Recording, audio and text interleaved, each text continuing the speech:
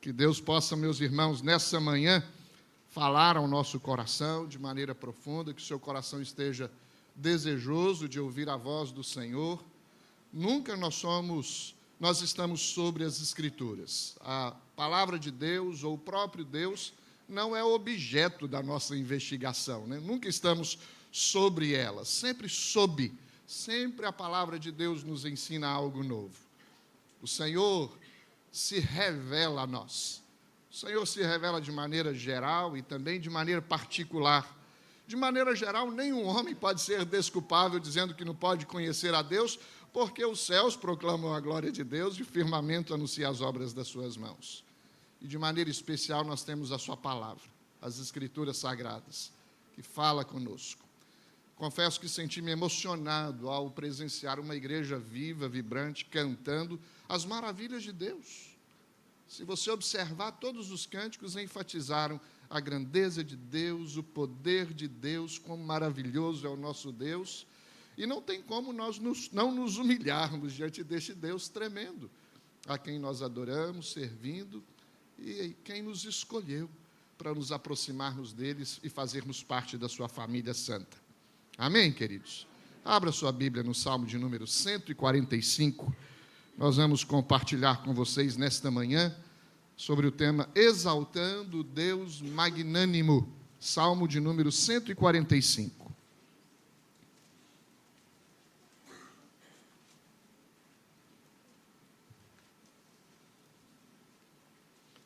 Os irmãos acompanhem, mesmo assentados, a leitura deste texto. Eu vou ler todo o Salmo por ser importante destacar as maravilhas de Deus que estão destacadas aí, que estão apresentadas aí neste texto. Salmo de número 145. Exaltar-te-ei, ó Deus meu e Rei, bendirei o teu nome para todo sempre. Todos os dias te bendirei e louvarei o teu nome para todo sempre. Grande é o Senhor e muito digno de ser louvado, a sua grandeza é insondável.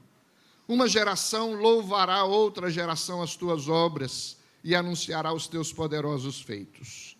Meditarei no glorioso esplendor da tua majestade e nas tuas maravilhas. Falar-se-á do poder dos teus feitos tremendos e contarei a tua grandeza.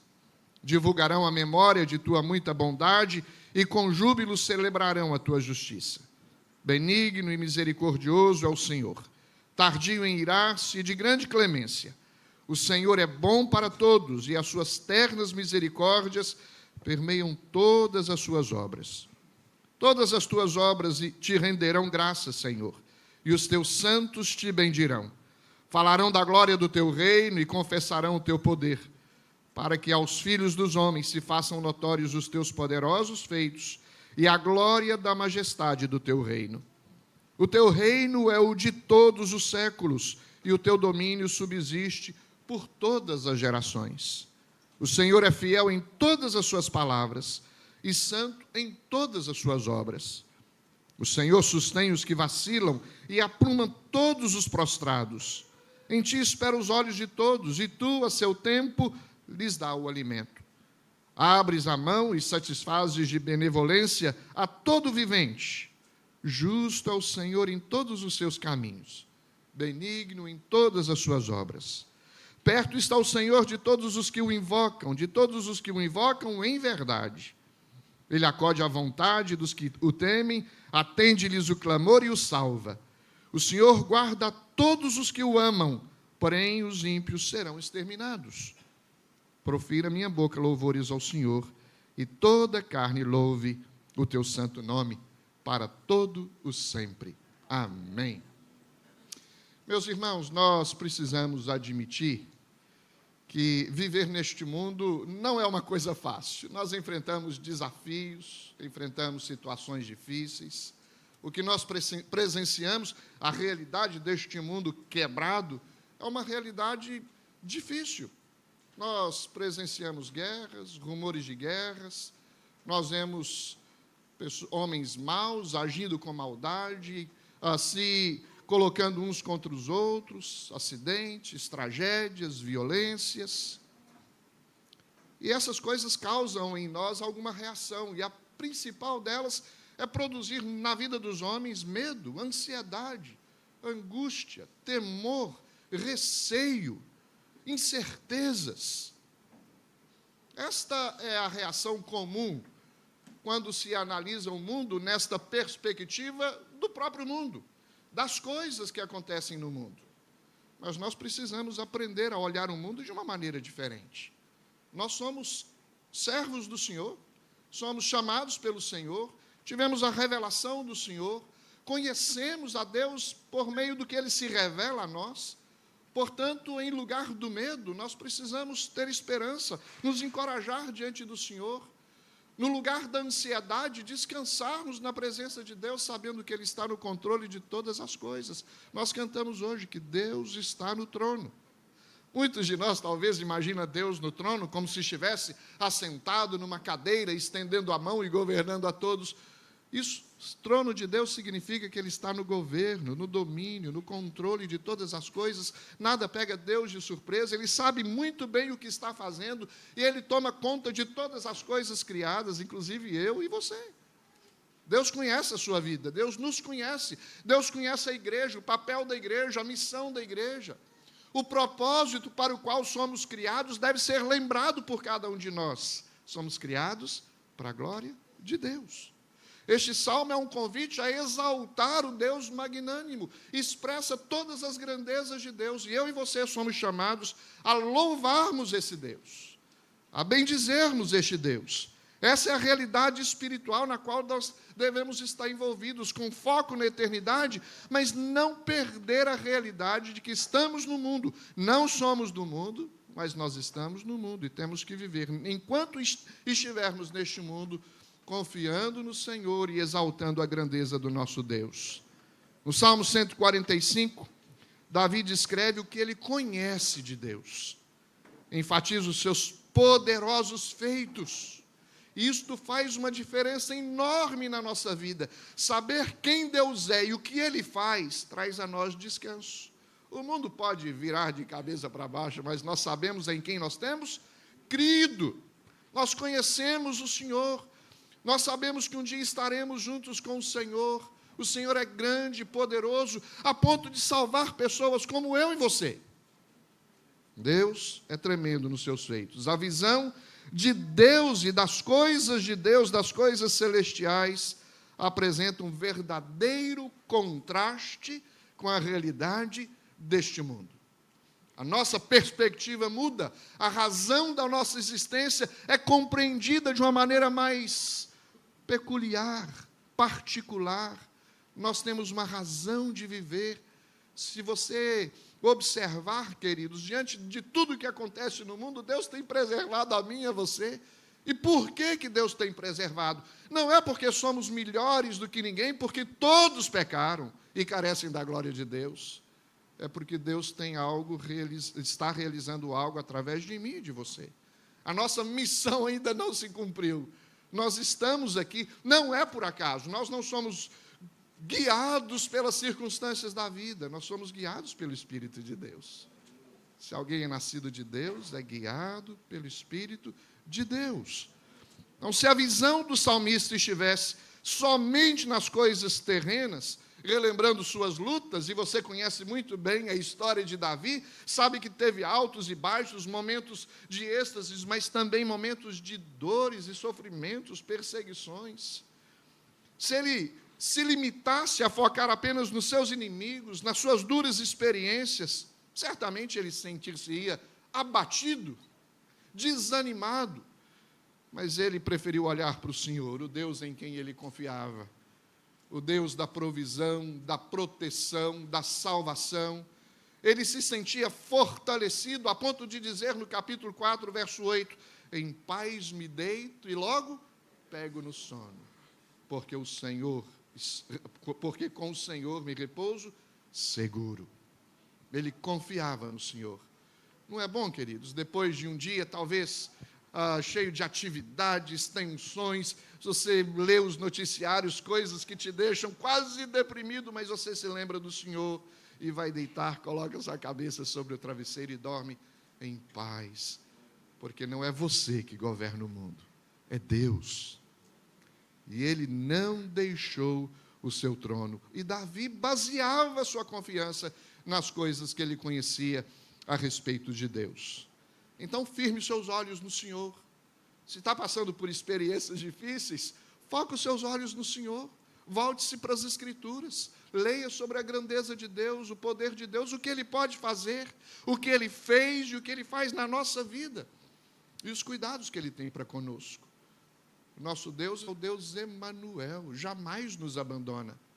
Eu quero, com base nesta realidade de que Davi focava nas coisas extraordinárias de Deus, não é possível destacar todas as coisas que este texto revela a nós, mas eu quero pontuar algumas delas, mostrando que nós podemos descansar neste Deus tremendo, magnânimo, a quem nós adoramos e servindo. A primeira coisa que eu quero destacar, que o nosso Deus é grande. Não é isso que diz o verso 3? Grande é o Senhor e muito indigno de ser louvado. A sua grandeza é insondável. Grande é o nosso Deus. A grandeza de Deus pode ser percebida em diversos aspectos. Por exemplo, da criação, da história, da experiência humana. A complexidade do universo são testemunho da grandeza de Deus. Você já parou para imaginar quão complexo é este universo criado? E é Deus quem criou e é Deus quem sustenta. Os céus proclamam a glória de Deus. Se você observar a Via Láctea com bilhões de estrelas, a precisão com que os planetas orbitam em torno do Sol, revelam o poder criativo de Deus e o seu poder sustentador e também a sua grandeza. A vida terrena é complexa, mas o nosso Deus, que a criou, Ele sustenta e governa todas as coisas. Olha o que o salmista diz no Salmo 139. Graças te dou, visto que por modo assombrosamente maravilhoso me formaste. As tuas obras são admiráveis, e a minha alma o sabe muito bem. Deus demonstra a sua grandeza, queridos, ao guiar todas as coisas pelo conselho da sua vontade. É Deus o Criador de tudo que existe. Deus criou a mim, criou a você. E nós não estamos deixados à mercê das circunstâncias, ao léu da vida, não. Deus nos conduz, Deus nos orienta, Deus nos dirige. Portanto, precisamos conhecer este Deus a partir do que Ele se revela a nós. Às vezes sofremos por não conhecer. Às vezes sofremos por não crer neste Deus que criou todas as coisas e que sustenta todas as coisas. Tem duas ilustrações pequenas, parecem simplistas, mas eu acredito que nos ajuda a entender o que é crer e conhecer em Deus. Uma delas é sobre o pai que levou o filho ao aeroporto e, enquanto caminhava para o aeroporto, o filho viu um avião voando bem alto. E ele diz, nossa, papai, que avião pequenininho lá em cima. E eles chegaram no aeroporto. E eles, então, se aproximaram do vidro onde podia-se ver todos os aviões estacionados lá. E ele viu um Boeing muito grande. E ele disse, nossa, papai, que avião grandão. Sabe, queridos, às vezes a percepção do tamanho de Deus depende de quão próximo ou quão distante de Deus você está. Tem pessoas que não querem saber de Deus, não conhecem a Deus, não estudam a palavra de Deus, não se aproximam de Deus, não têm interesse pelas coisas de Deus e às vezes tem uma percepção, uma visão tão pequena de quem Deus é e das coisas que Ele faz. Mas procure agir inversamente. Buscar o Senhor, consagrar a sua vida ao Senhor, manter-se firme nos propósitos do Senhor, servir ao Senhor com alegria, conhecer a sua palavra, não apenas ler, mas meditar, memorizar, estudar a palavra, e você vai ter uma percepção maior de quem Deus é. Mas a outra ilustração é o marinheiro, que também foi questionado por uma criança a respeito do mar, e o marinheiro fez um compromisso com ele, eu vou te apresentar o mar. Pegou a criança, o conduziu até a praia do mar e olhou a imensidão do mar e a criança segurando em sua mão e disse, agora eu conheço o mar. o marinheiro, humildemente, vira para ele e diz assim: eu também conheço o mar. Nós precisamos procurar conhecer com mais profundidade sobre quem Deus é. Este Deus tremendo. E quando nós percebemos a grandeza de Deus, duas coisas precisam ser geradas no nosso coração. Primeiro, disposição para louvá-lo. Este salmo, em todo o tempo, ele está nos chamando a louvar o Senhor. O verso 1 diz: exaltar-te-ei, Deus meu e Rei. Bendirei o teu nome para todo sempre. O Deus de ontem é o Deus de hoje, o será para sempre, e ele é digno de ser louvado. Deus é digno de ser louvado. Somos chamados a glorificarmos ao Senhor, ainda que não entendamos o porquê que as coisas acontecem da forma que acontecem. Acalme o seu coração. Tem alguém sentado no trono, conduzindo todas as coisas. O apóstolo Paulo orienta os tessalonicenses a serem gratos a Deus por tudo que acontece. Em tudo dai graças. Por quê? Porque esta é a vontade de Deus para convosco em Cristo Jesus. Mas além de louvar a Deus, creia em Deus. Perceber a grandeza de Deus é reconhecê-lo como verdadeiro Deus. A Bíblia diz: de fato, sem fé é impossível agradar a Deus, porquanto é necessário que aquele que se aproxima de Deus creia que Ele existe e se torna galardoador dos que o buscam. Em outras palavras, Deus se revela a nós, nós o conhecemos, o louvamos e Deus nos abençoa. Deus derrama sobre nós bênçãos sem medidas.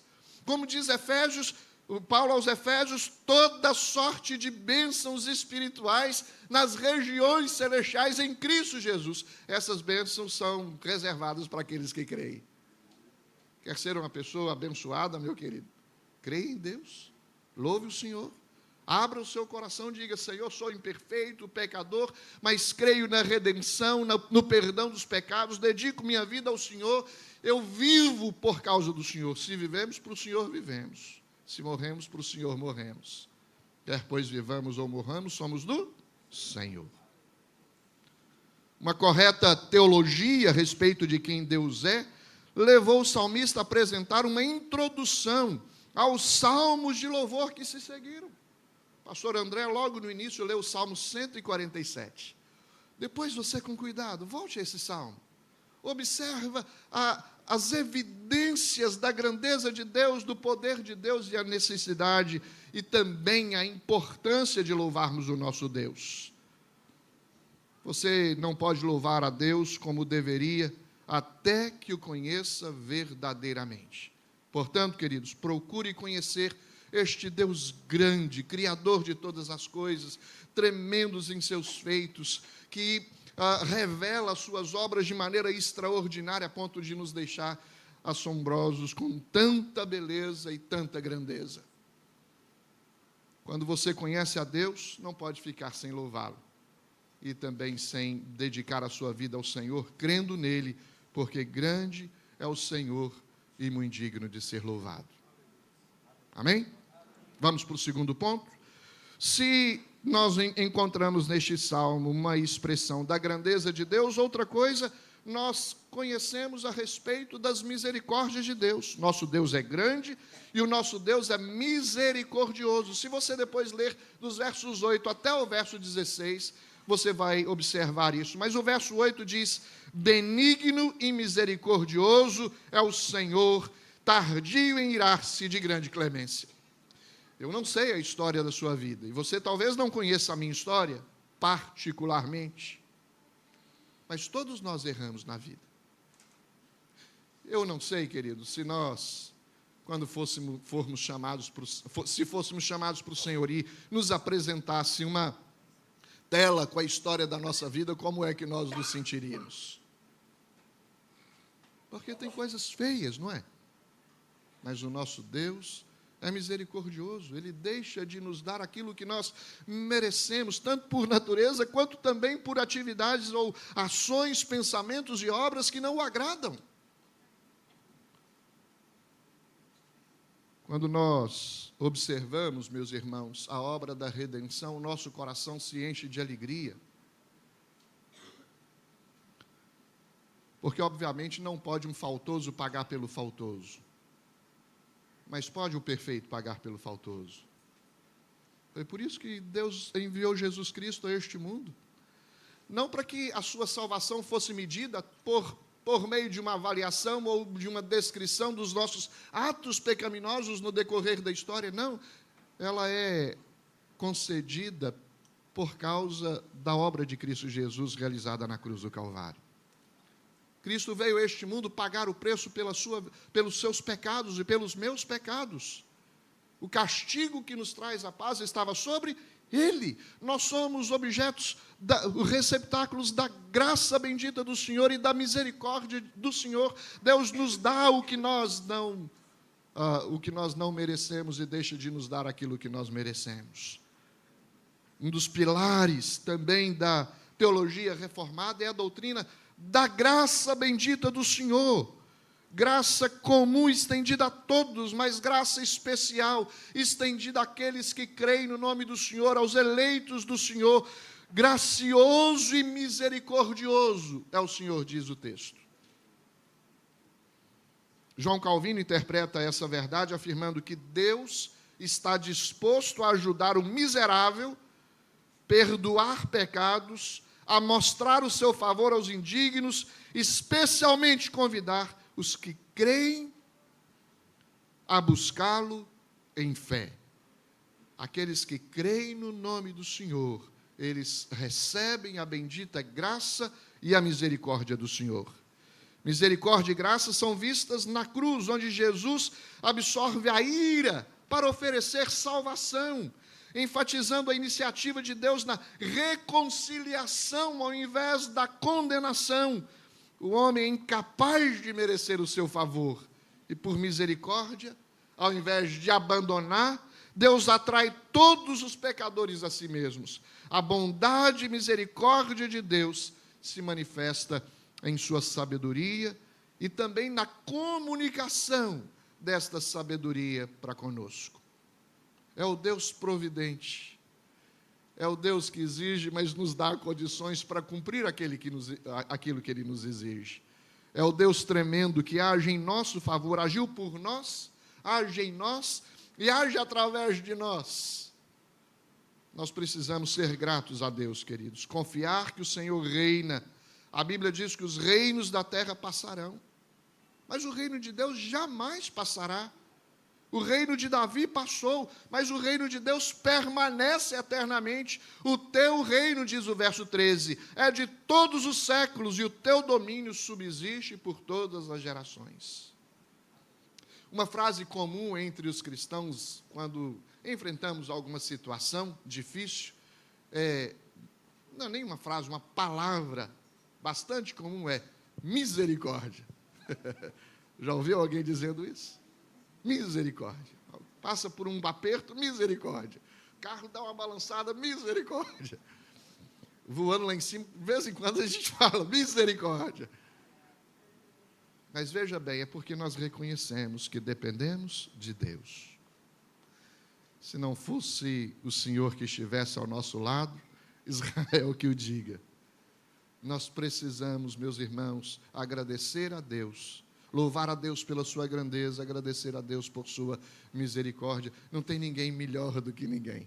Não tem ninguém que não possa receber a graça e a misericórdia do Senhor. Por isso nós temos que orar pelos ímpios, para que eles encontrem o mesmo caminho de vida e salvação que um dia eu e você encontramos em Cristo Jesus. E eu quero destacar em terceiro e último lugar, além de destacar que o nosso Deus é grande, que o nosso Deus é misericordioso, o nosso Deus é presente. Deus está aqui conosco. Você crê nisso? Tem um cântico que diz que nós adoramos o Deus de perto e não de longe. É preciso corrigir essa canção. Ele é Deus de longe, mas também de perto. Ele é o Deus transcendente, mas é também o Deus imanente. O Senhor se manifesta entre nós. Jamais ficamos sozinhos neste mundo. Mesmo depois da morte de Jesus, da sua ressurreição, antes de ser assunto aos céus, ele consolou os discípulos, dizendo: olha, não fiquem preocupados, não se turbe o vosso coração. Eu vou, mas enviarei o Consolador para que esteja 2000 anos com vocês. É isso que ele diz? Para que esteja para sempre convosco. Olha o que diz o verso 18: perto está o Senhor de todos os que o invocam, em verdade. Portanto, Deus está perto de nós, queridos. Não estamos sozinhos. Ele está perto. Cremos em seu poder em se manifestar entre nós. Deus é Espírito, nós o adoramos em Espírito e em verdade, e cremos que pelo Espírito Ele se manifesta entre nós. Às vezes, até conhecemos, experimentamos a observação de algumas manifestações do poder de Deus, mas a nossa fé é uma fé verdadeira de que este Deus Espírito está entre nós, habita entre nós. Ele se importa conosco, Ele veio até nós, Ele sabe muito bem do que se passa conosco. O Deus que domina sobre tudo e sobre todos, para cumprir os seus propósitos, se faz presente entre nós. Ele conhece todos os nossos dramas e nos auxilia em todas as nossas experiências, por mais difíceis que pareçam ser. Deus caminha conosco. Este salmo revela o Deus providente, o Deus que não nos deixa à mercê das circunstâncias, o Deus que nos dirige, nos auxilia, nos socorre, nos ajuda. Davi teve várias experiências, em todo o tempo ele buscava o socorro do Senhor, a ajuda do Senhor, o auxílio do Senhor, e nós precisamos crer neste Deus presente entre nós. Nós cremos numa redenção escatológica, Deus nos redimiu para a salvação eterna, isso é uma verdade, mas nós cremos nas implicações desta redenção hoje, aqui e agora. Nós vivemos deste mundo como redimidos, salvos em Cristo Jesus, vitoriosos em Cristo Jesus. O Senhor é conosco, Ele está presente conosco. E este salmo revela isto, que Deus está perto de todos os que o temem. É óbvio, queridos, que as coisas materiais, como alimento, sol, saúde e força, elas são providências de Deus, mas também as coisas espirituais, fé, perseverança, são frutos do cuidado de Deus para conosco. Nós perseveraremos até o fim. Uma das teologias também que nós conhecemos muito bem é a perseverança dos santos. Aqueles que creem perseverarão até o fim, não por causa da bondade que existe em nós, mas da bondade que existe em Deus em nos sustentar. Deus esteve presente na criação, você se lembra muito bem, a história contada nas Escrituras, interagindo com Adão e Eva, por exemplo, visitando na viração do dia.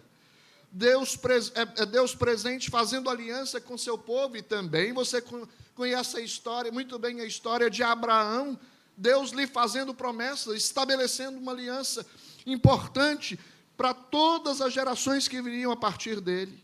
É o Deus presente na libertação do povo de Israel, do Egito, agindo com poderes, sinais, com envios de pragas e com libertação que proveio do Senhor. É o Deus presente levando reis como Davi e Salomão, guiando o seu povo por meio de profecias e intervenções. É o Deus presente agindo por meio de líderes como Ciro, para cumprir suas promessas na reconstrução de Jerusalém.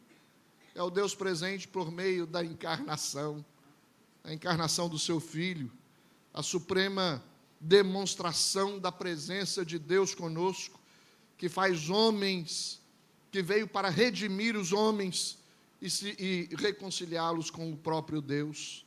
Ele é o Emanuel, Ele é o Deus conosco.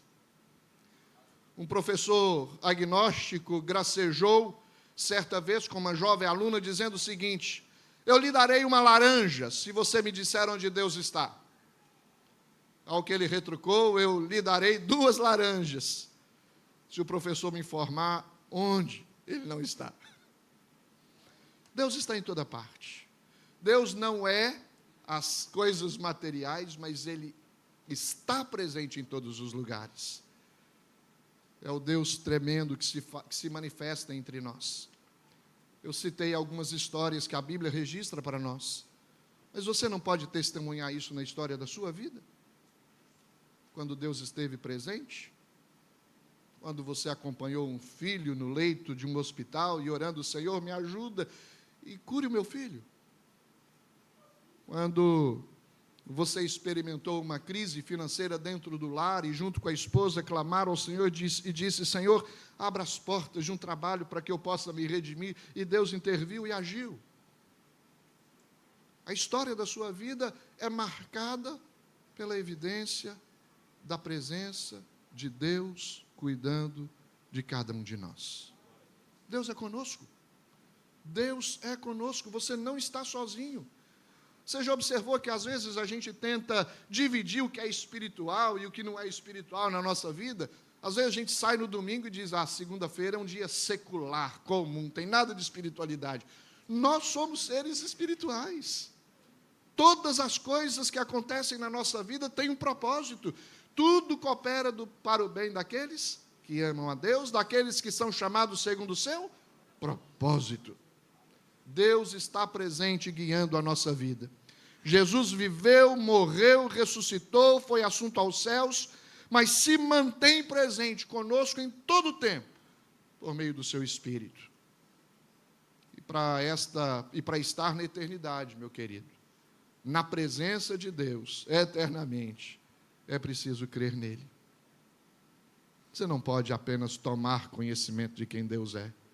É preciso crer nele, para viver a vida eterna, para ter garantia da salvação.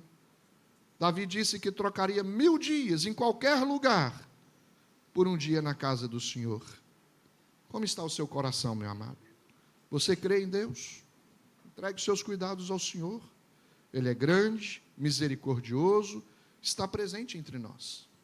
Ele é o Deus Emanuel, é o Deus conosco. Diante das lutas da vida, Davi descansa em Deus, e descansou em Deus e teve paz.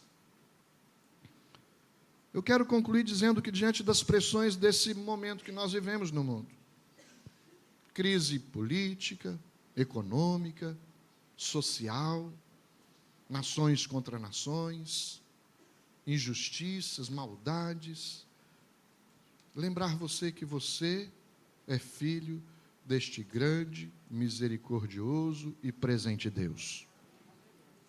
Nós não estamos sozinhos neste mundo. Durante a Segunda Guerra Mundial, um soldado alemão foi recrutado para o exército e ele era um ex-cristão, se existe isso.